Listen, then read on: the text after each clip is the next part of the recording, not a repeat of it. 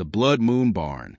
The farm has stood for more than a century, its red-painted barn rising like a crooked sentinel above the rolling fields of wheat and corn.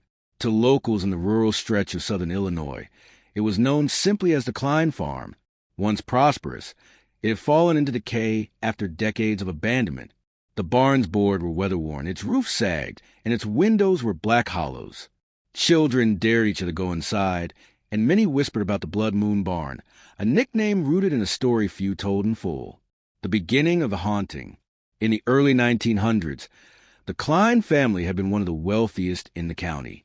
John Klein was a proud man, known for his booming laugh and ruthless ambition. He owned acres of farmland, dozens of animals, and the largest barn in the valley.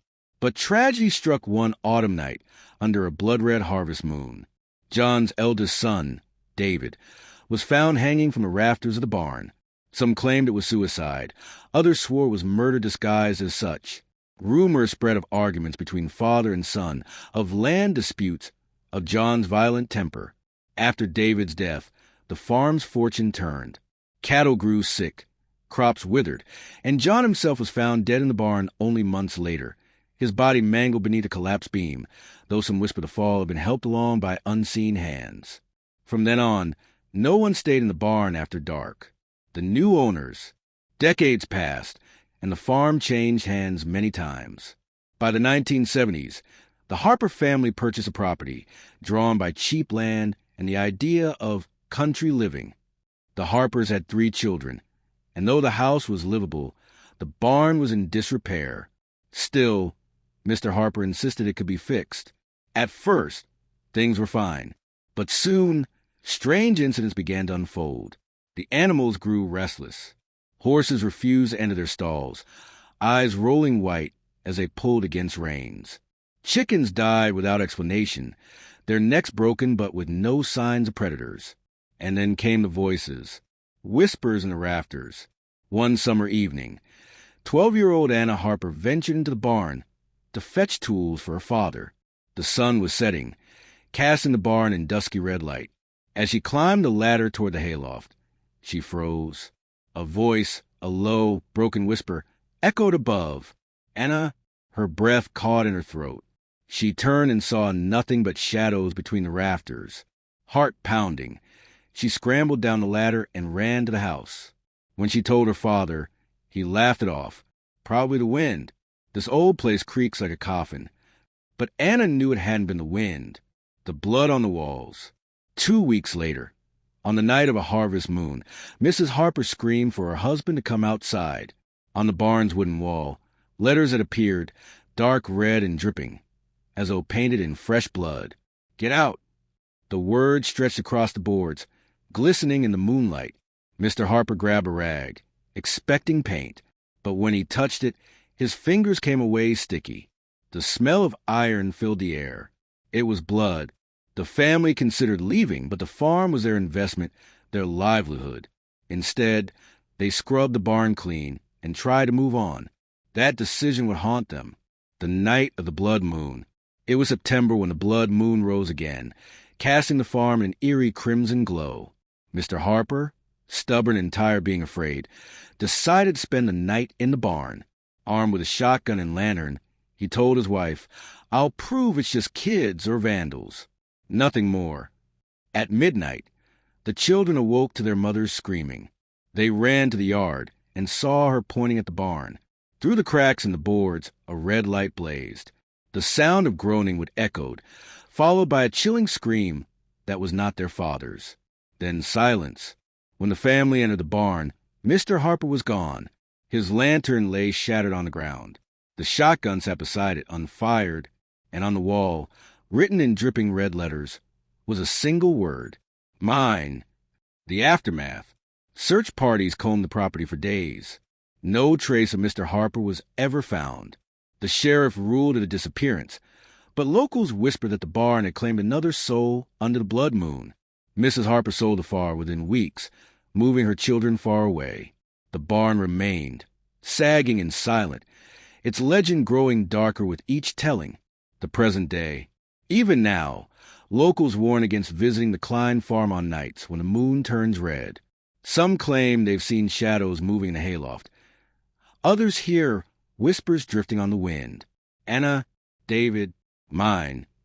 Teenagers who dare each other to enter often return pale and shaken. Speaking of sudden cold, of the sound of a rope creaking overhead, of crimson stains that vanish by dawn. The barn stands empty but not abandoned, waiting, watching, and when the blood moon rises, it remembers the scarecrow that moved, the old Johnson place. For as long as anyone in the county could remember, the Johnson farm was strange. It sat on a lonely stretch of dirt road, miles from the nearest neighbor, the fields overgrown and wild, the house leaning with age. The Johnsons themselves, an old widower named Harold and his 2 grown sons, kept to themselves. But what people remembered most was the scarecrow. It stood in the middle of their barren cornfield, looming taller than any man. Its face was crudely sewn burlap, with wide black buttons for eyes and a ragged slit of a mouth stitched into a crooked grin. Its clothes were faded farmer's overalls, stuffed tight with straw, and its arms stretched stiffly across a weathered wooden crossbeam. At night, when the wind blew across the fields, locals swore they saw its head turn. A dare gone wrong. In the summer of 1995, a group of teenagers decided to test the rumors. Among them was 16-year-old Lucas, whose cousin dared him to sneak into the Johnson field and touch the scarecrow's hand. The boys crept to the tall weeds under a full moon, their flashlights darting nervously across the rows. The scarecrow loomed ahead, its silhouette stark against the sky. "See," Lucas whispered, forcing a laugh. "It's just straw and wood." He stepped forward, heart hammering, and reached for its hand. The burlap fingers twitched. Lucas stumbled back, his flashlight beam catching on the scarecrow's face. The stitched grin seemed wider. The button eyes glistened as though wet. The boys screamed and ran, not stopping until they reached the road. Lucas swore. He felt hot breath on the back of his neck the entire way. Harold Johnson's warning. Word of the dare spread quickly. A few days later, Lucas's father received a visit from Harold Johnson himself. The old man stood on the porch, hat in hand, eyes hard. "You tell your boy to stay out of my field," he said in a voice like gravel. "That scarecrow ain't for play. It's there to keep things where they belong." Lucas's father frowned. "Keep what out?" Harold's gaze was cold. "It ain't about keeping things out. It's about keeping something in." He turned and left without another word. Strange happenings. After that night, Lucas changed. He grew pale, jumpy, unable to sleep. His parents caught him standing at his window at odd hours, staring toward the distant farm. When pressed, he whispered, "It's watching me." They brushed it off as teenage nerves, until the animals began to die. First, the family dog was found in the yard, its body twisted, eyes wide with terror. Then chickens in the coop were discovered scattered and torn apart, feathers floating like snow. And always, on the edge of the field, a lone scarecrow stood tall. But it wasn't their field. It was the Johnsons', the disappearance. One night, a storm rolled in. Lightning split the sky. Thunder rattled the windows. Lucas lay in bed, tossing and turning, when he heard it, scratching at the glass. He sat up, heart pounding. Through the rain-smeared window, he saw it. The scarecrow, its burlap face pressed against the glass, stitched grin stretched wide, button eyes glinting with lightning. Lucas's scream brought his parents running. But by the time they burst into the room, the window was empty. Rain lashed the glass. Nothing more. But Lucas was gone. His bed was empty. The window was open. The search. The police combed the fields. Neighbors brought flashlights and hounds, but no trace of Lucas was found. His footprints ended in the mud just beyond the house, ending at the Johnson field. The scarecrow still stood in its place, arms stretched wide, grin unchanging. When officers approached, Harold Johnson hobbled out his farmhouse, shotgun in hand. "You won't find the boy," he said flatly. "The field took him, like it takes what don't belong." The sheriff demanded answers, but Harold refused. "Leave it be," he warned, "or you'll feed it too." The search dwindled. Weeks passed. Lucas was never seen again. The Johnson farm burns. Years later, after Harold's death, the Johnson farm was abandoned. The house rotted. The fields grew wild, but still, the scarecrow remained. Teenagers dared each other to go see it, though most didn't get close. Stories spread of phones dying near the field, of whispered voices in the corn, of the scarecrow's head turning to follow intruders. In 2008, a group of local men decided to burn it down. One night, armed with gasoline and torches, they crept onto the Johnson farm. They doused the scarecrow in fuel and set it alight. Flames roared. The burlap face blackened and split. The stitched grin twisted as smoke poured skyward. As the fire crackled, a sound rose from the field. A scream, not the cry of straw or wood, but of something alive. The men fled, terrified as the fire spread. By dawn, the farmhouse and barn had burned to the ground. Only ash remained. But when they returned days later, the scarecrow stood again, untouched, the present day. Today, the Johnson farm is nothing but ruins and weeds. No one lives there. The land has never been sold, but the scarecrow is still there. Travelers along the back road, sometimes spotted in the field, looming tall, its button eyes glinting in the dark. Farmers passing by swear they've seen it at the edge of their property, only for it to vanish when they approach. And every few years, another person disappears. A hunter, a trespassing teen, a lost traveler. Always, their tracks end in the same place, at the foot of the scarecrow. The legend, locals say the scarecrow was never meant to frighten crows. They say Harold Johnson's grandfather bound something dark to the field generations ago, a spirit or a demon that demanded offerings. The scarecrow was built as a prison, a guardian to keep it still. But prisons decay, and guardians fail. Now, the scarecrow wanders. Slowly, patiently, it waits in the corn for its next victim.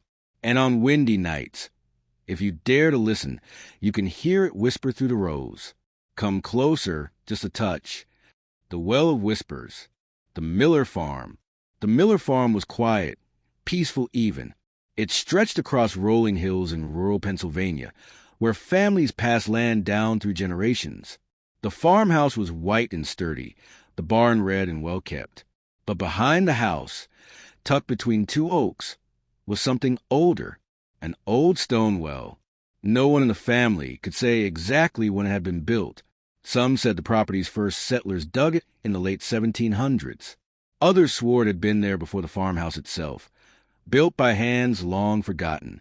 It had been sealed shut decades earlier, capped with iron and ringed by a crumbling stone wall. Children were warned to stay away. The Millers said it wasn't safe, old, unstable, prone to collapse. But the locals called it something else. The Well of Whispers. Strange stories. For generations, stories clung to the well like ivy. Travelers claimed to hear voices when passing by at night, low murmurs rising from the depths. Some said the water had once run red. Others whispered that farmhands who lingered too close disappeared without a trace. By the 1980s, most of it was chalked up to ghost tales, until Emily Miller began to hear them. Emily's secret. Emily was only 10 when she first wandered near the well. She'd been playing hide-and-seek with her brothers and ducked behind the stone wall. That's when she heard it. A voice, soft, drifting up from the cracks in the iron cover. Emily, she froze, wide-eyed. It was impossible. No one knew she was there. Her brothers were far off. The voice whispered again. Emily, come closer. Against every instinct, she leaned in. Her fingers brushed a rusty iron lid, cold and damp. The voice was clearer now, calm and coaxing. I've been waiting. You can help me. Just lift the lid. Emily screamed and bolted for the house. But she didn't tell anyone. Something about the voice felt secret, personal, as though speaking of it would invite punishment. The pull of the well. Over the weeks that followed, Emily grew restless. She found herself glancing toward the oaks during chores, listening for the faintest murmur. At night, she dreamed of water, endless black water, with pale hands reaching for her. One evening, she heard it again, this time from her bedroom window. Emily, don't be afraid. I'm so thirsty. Please lift the lid. The next morning, she asked her mother about the well. Her mother stiffened. Stay away from it." "Why?" Emily pressed. Her mother's face was pale. "Because things that whisper your name don't mean you well." The farmhand. That summer, the Millers hired a young farmhand named Tom. He was 17, strong, and kind to the children. Emily liked him until the night he vanished. It was late August when the family realized Tom hadn't returned from evening chores. They searched the fields and barns by lantern light, calling his name. Finally, they found his hat lying near the well. The iron lid was ajar. Panic gripped the Millers. They hauled the lid open wider and lowered a lantern. The light barely reached the water below. No sign of Tom. Only ripples disturbed the black surface. The sheriff was called, but no body was ever recovered. He must have fallen in, they said. A terrible accident. But Emily knew different. That night, the whispers returned. "Thank you, Emily. So sweet, so kind, but I'm still thirsty." The family tragedy. After Tom's disappearance, the well was resealed, this time with chains and locks. Mr. Miller declared no one was to go near it again. But the whispers didn't stop. Emily's younger brother, Daniel, began waking in the night, pale and trembling. When asked what was wrong, he said he'd heard someone calling to him. Danny, come closer." The family prayed, blessed the house, even brought in a priest to sanctify the land. But nothing silenced the voices. Then, one October night, Daniel was gone. His bed was empty, the window open. Outside, muddy footprints led from the house to the well. The chains lay broken, the lock twisted. The sheriff organized another search. Once again, no body was found. This time, though, the whispers came not only to Emily. Her mother confessed one night at the dinner table, face drawn and weary. "It's calling me now." The well awakens. By winter, the farm was a place of dread. The family grew gaunt, haunted by sleepless nights and the unending whispers that clawed at their ears. Emily swore the well had changed.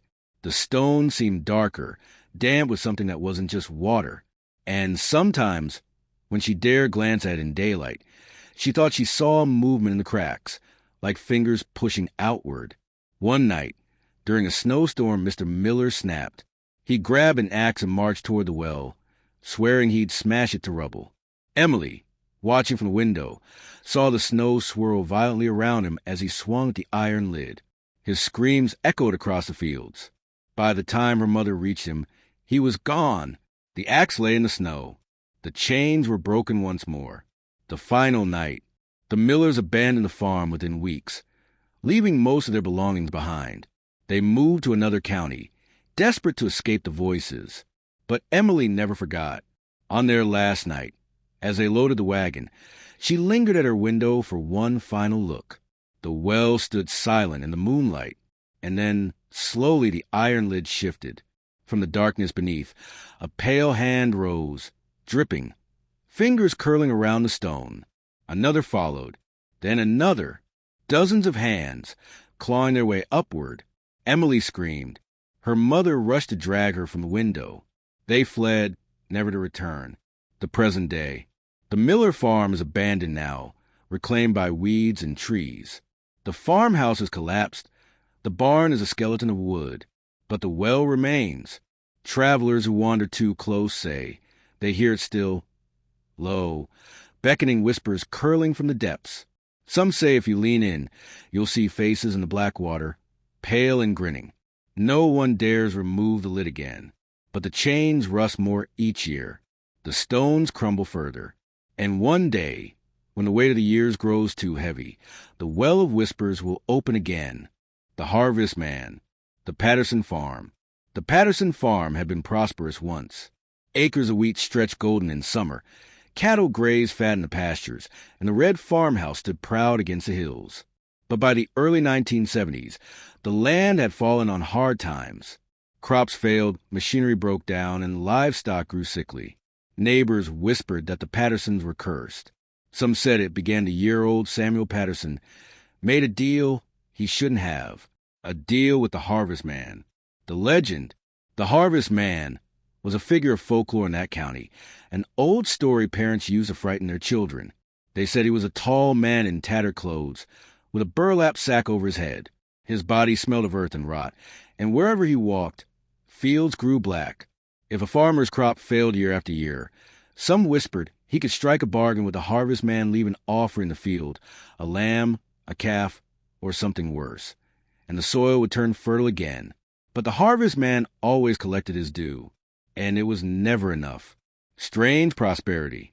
Neighbors said Samuel Patterson's farm had been failing until one summer night in 1969. He was seen stumbling home from the fields after midnight. The very next season, the wheat grew tall and thick, and the cattle calved without trouble. By fall, the Pattersons had more grain than they knew what to do with. Samuel's wife, Clara, said it was a miracle, but others remembered the rumors. They noticed that while Samuel's land thrived, surrounding farms began to fail. Blight struck their fields. Calves were stillborn and chickens wasted away. It was as though all the good had been siphoned from their land to Samuel's. And worse. Some swore they saw him at night, standing in the field beside a figure taller than any man, its head bowed beneath a burlap hood. The children see him. The Patterson children, twins named Mary and Jacob, were 10 when they first told their mother about the harvest man. "We saw him," Mary whispered one night at supper. "Out by the wheat." Daddy was talking to him. Clara stiffened. "That's enough," she snapped. "Don't speak of foolishness." But Jacob persisted. He was real tall, taller than Daddy. His hands were black, like dirt, and he didn't have a face, just a sack with holes for eyes. Clara struck the table. Not another word. The children went silent. But that night, Clara lay awake, staring at the ceiling. She heard something outside, low and rhythmic, like footsteps in the dirt. A dark exchange. That fall, the neighbors noticed Samuel walking into the fields after dusk, carrying bundles wrapped in cloth. Once, a man swore he saw something inside struggling. The cattle grew restless, lowing at night as though something moved among them. Then came the disappearances. First, a hired hand named Roger, who hadn't been seen since he went to fix the fences near the back pasture. Then, a traveling salesman who'd visited the farm and never returned home. The sheriff asked questions, but Samuel was well respected. Nothing could be proved, but people whispered the harvest man was collecting. Mary's story. It was Mary who finally revealed the truth, years later. As an adult, she told a neighbor what she'd seen as a child, the night that broke her family. She woke to the sound of her father's voice drifting from the fields. Curious, she slipped from bed and pressed her face to the window. The wheat swayed though there was no wind. At the edge of the field stood her father, speaking softly, pleading. And across from him was the harvest man. Mary described him as impossibly tall, his frame thin and crooked, his head covered by a sack that sagged with dampness. His hands were long, like roots pulled from the ground, and where he stepped, the earth blackened. Mary swore she saw her father lift Jacob, her own twin, into his arms and place him before the harvest man. Jacob didn't cry. He didn't scream. He simply stood there, eyes blank, as the harvest man's long fingers settled on his shoulders. And then, with a sound like wheat rustling in the wind, Jacob was gone. Clara's breakdown. When Clara realized Jacob was missing, she broke. She ransacked the fields, screaming his name until her throat was raw. She accused Samuel of selling their son, of damning the family for the sake of his harvest. Samuel refused to speak. He locked himself in the barn for days, emerging gaunt and hollow-eyed. Clara left soon after. Some said she went to her sister's house out of grief. Others whispered she'd gone mad. No one saw her again. Mary remained on the farm, silent and withdrawn. The fields continued to flourish. Samuel's fate. By 1975, Samuel was a ghost of a man. His skin was sallow, his eyes sunken. He was often seen wandering the fields at night, whispering into the darkness. One autumn morning, Mary found him hanging in the barn, a length of rope around his neck. Beneath him, carved into the dirt, was a crude circle surrounded by strange symbols. Some said it was a ritual to break the harvest man's hold. Others said it was Samuel's final offering. Either way, it didn't work. Mary's return. Mary tried to keep the farm running on her own. For years, the field still thrived. She married, had children of her own, and for a while, the whispers seemed to fade. But by the 1990s, the land grew strange again. Animals were found mutilated in the fields. Shadows moved in the wheat at night. Mary's own daughter, Anna, claimed to see a tall man watching her from the trees, his face hidden beneath a sack. Mary knew then that the bargain had never ended. The harvest man was patient, and his debt was generational. The abandoned farm. Today, the Patterson farm lies in ruin. The barn collapsed long ago, and the farmhouse windows gape empty. The fields are overrun with weeds, though in the center, a strange patch of wheat still grows, unnaturally tall and golden, swaying though there is no wind. Locals say if you stand there at night, you'll hear whispers in the stalks. Some say you'll see shapes moving between the rows, thin and crooked, and if you linger too long, you'll hear footsteps behind you, slow, steady, drawing closer. The harvest man is still there, waiting. The warning. Farmers in the county still tell their children the old story. If your crops fail and your cattle die, no matter how desperate you get, never step into the fields at midnight, because if you call for help, something will answer. And once you strike a bargain with the harvest man, he will always return, for the soil always hungers, and the harvest man always collects.